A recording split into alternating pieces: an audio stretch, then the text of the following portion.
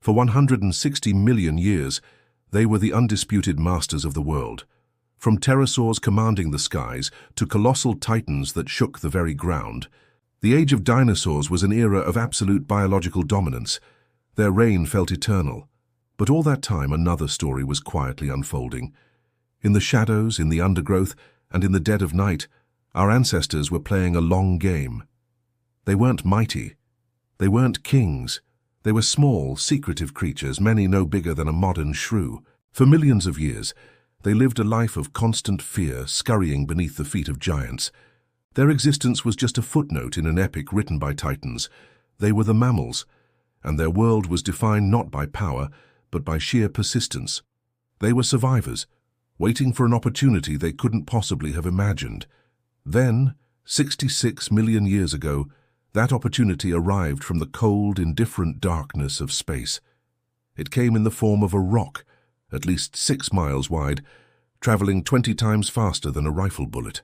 In a single, blinding moment, the world of the dinosaurs was obliterated. 3/4 of all life on Earth was extinguished. But from the ashes of that apocalypse, a new story began. The end of the world for the dinosaurs was day one for us. This is the story of the ultimate survivors, how our tiny, resourceful ancestors endured the single worst day in the history of life, how they navigated a broken world, and how they began their long journey out of the darkness to claim the planet for themselves. This is how all mammals, including us, finally escaped the shadow of the dinosaurs. To really grasp the miracle of their survival, we have to go back to the world they called home. The late Cretaceous period, 66 million years ago, was a planet both familiar and terrifyingly alien. The continents were drifting toward their modern positions, but weren't all connected yet. The climate was a global greenhouse, intensely warm with no ice at the poles. Lush forests stretched from the equator to near the Arctic Circle, but they were strange forests, dominated by conifers, cycads, and ferns, not the flowering plants we see today. It was a green world, ruled by a dynasty of reptiles, and the dinosaurs were at the peak of their power. Herds of elephant-sized triceratops moved through the fern prairies of North America, and everywhere there were predators, a whole host of hyper-efficient killing machines, from turkey-sized raptors to the legendary 40-foot-long T-Rex. So where were our ancestors in this world of titans? You'd have to look pretty hard to find them. Mammals had actually been sharing the planet with dinosaurs for over 150 million years. They were a successful group, but they measured success on a much smaller scale. They were creatures of the night, masters of the microcosm. Fossils show us a world of shrew and opossum-sized animals. For a long time, the story was that dinosaurs actively kept mammals small and scared. But the real picture is more complex. While the threat of being eaten was very real, a major force limiting mammal size might have been competition with other mammals. They had already diversified into a surprising number of lifestyles. There were burrowers, climbers, and even gliders, each carving out a living in the niches the dinosaurs ignored. They were warm-blooded, a huge advantage in the cool of the night. Their sharp hearing and sense of smell were vital tools for finding food and avoiding becoming it. But in every sense they were living in the shadows. Their potential was capped. To get any bigger, to become dominant, something impossible would have to happen. The ruling dynasty would have to be completely removed, and that's exactly what was about to happen. The day the world ended likely began like any other, but somewhere in the sky, an object that had traveled for billions of years was on its final approach, the Chicxulub impactor. It was an asteroid, at least 6 miles across. As it tore through the atmosphere, it would have looked like a second sun, growing terrifyingly bright.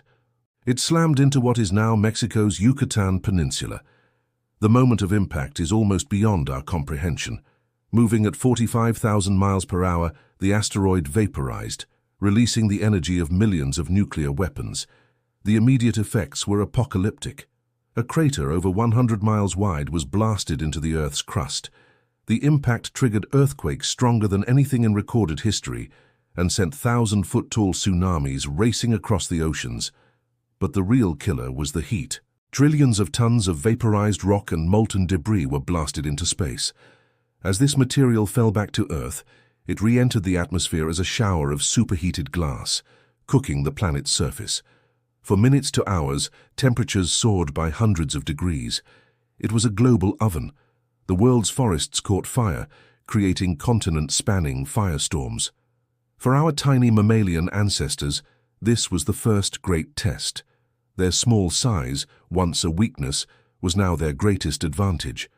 While a T-Rex was completely exposed, a shrew-sized mammal could do one simple thing: hide.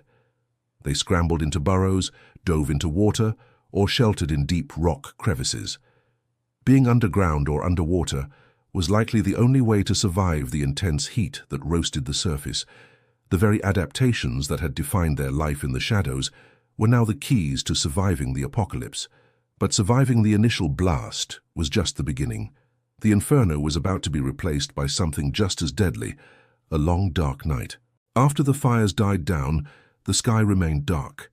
Hundreds of billions of tons of soot, dust, and sulfur from the impact and wildfires formed a thick shroud, blocking out the sun.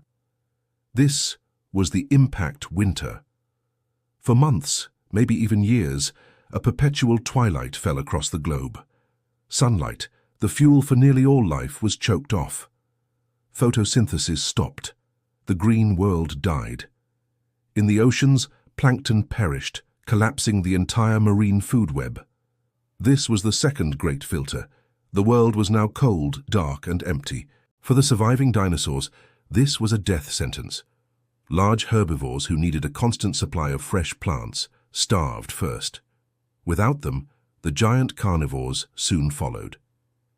The Age of Giants ended not with a bang, but with a slow, agonizing whimper in the cold and the dark. The entire system they had ruled for 160 million years was broken. So, how did our ancestors make it through? Once again, the traits they'd honed in the shadows saved them. While plant-eating dinosaurs starved, many of our ancestors were generalists. They weren't picky eaters. They ate what was left: insects, worms, and the fungi that fed on the endless rotting wood of the dead forests. For a small, warm-blooded creature, a handful of bugs could mean surviving another day. For a 10-ton dinosaur, it was an impossible task. Their warm-bloodedness was also key. As the world grew colder, their internal furnaces kept them active, allowing them to keep foraging while cold-blooded reptiles grew sluggish. Their fur provided insulation against the creeping chill. It was a world reduced to bare essentials, a war zone of survival. And the victors weren't the strong, but the adaptable. The meek, the small, and the generalists were now inheriting a shattered earth. They had survived the fire and the ice. They crawled out of their burrows to find their colossal overlords gone. The shadow they had lived under for their entire history had finally lifted.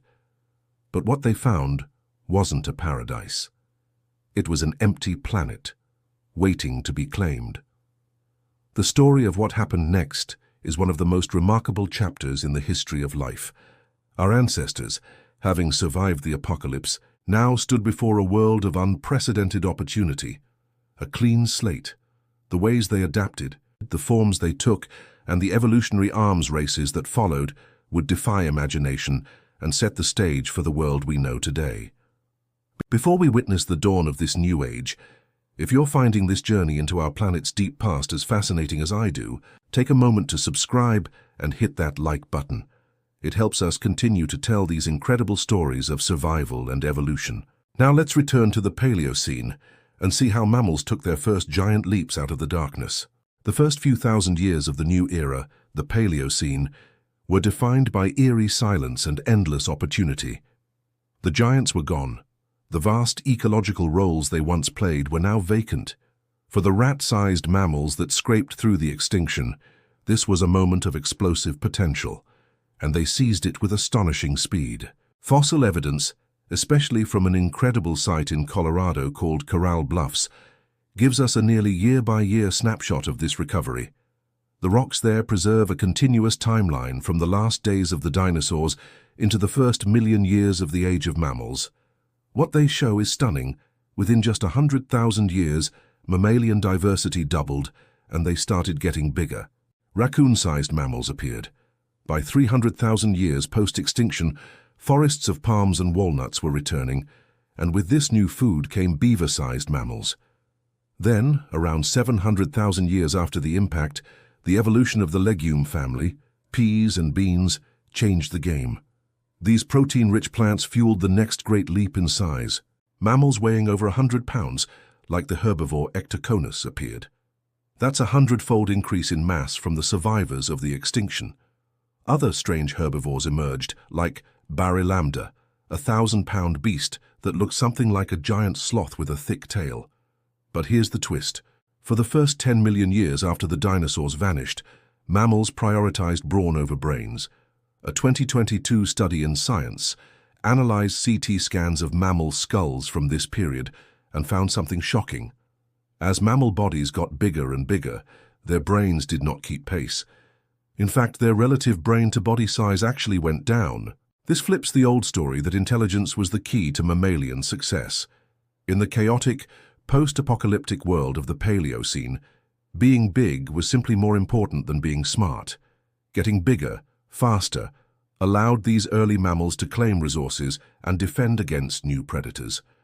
A large brain is metabolically expensive, and in a world where survival was everything, investing in sheer size was the winning strategy. Our ancestors weren't playing chess, they were playing rugby. It was a brute force takeover of a vacant planet.